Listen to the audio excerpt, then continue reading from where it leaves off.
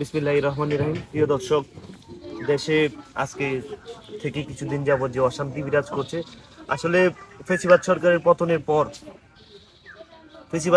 পতনের পর দেশের এই যে 15 বছর যাবত মানুষের যে ক্ষোভ সৃষ্টি হয়েছে, আজকে এই ক্ষোভের বহিঃপ্রকাশগুলো ঘটছে।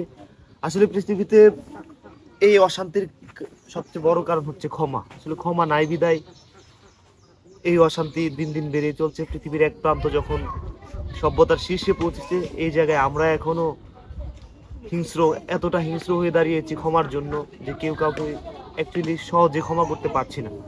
আর এই ক্ষমা না করার বিশেষ এবং অন্যতম কারণ হচ্ছে আমাদের শিক্ষা সংস্কৃতি যাচ্ছে তাই একটা অবস্থা হয়ে আছে। শিক্ষা ব্যবস্থাকে গত 15 বছরে যে ধ্বংসের মুখে ঠেলে দিয়ে গেছে, এবং সংস্কৃতির যে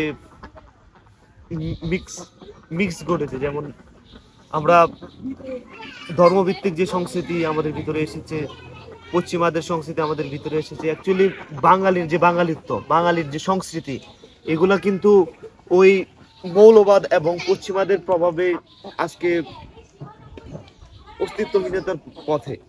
আমরা আসলে আমাদের নিজেদের সংস্কৃতি, নিজেদের শিক্ষাকে কখনোই মূল্যায়ন করিনি। আজ এই সরকারের কাছে আমার আবেদন, যেন বাংলার সংস্কৃতি, বাংলার শিক্ষা, এইগুলাকে যেন ভালোভাবে মূল্যায়ন করা হয়। এইগুলা যেন প্রখরভাবে মানুষের ভেতর ঢুকিয়ে দেওয়া যায়। আর এই অশান্তি অনেকটাই কমে যাবে যদি আমরা ক্ষমাপ্রবণ হয়ে থাকি। আজ না হয়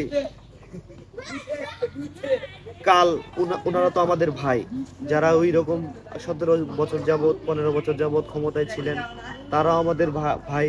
এবং যারা আমরা বাহিরে ছিলাম, ক্ষমতার বাহিরে, তা আমরা ব্যক্তিগতভাবে ব্রিটিশ এবং অন্যান্য রাজাদের দাসত্বের প্রভাবে আমরা এমন একটা অভ্যাসে পরিণত হয়েছে, অন্যের দাসত্বে আমরা খুবই শান্তি পাই, কিন্তু নিজের ভাইয়ের অধীনে আমরা মর্যাদাহীনতায় ভুগি।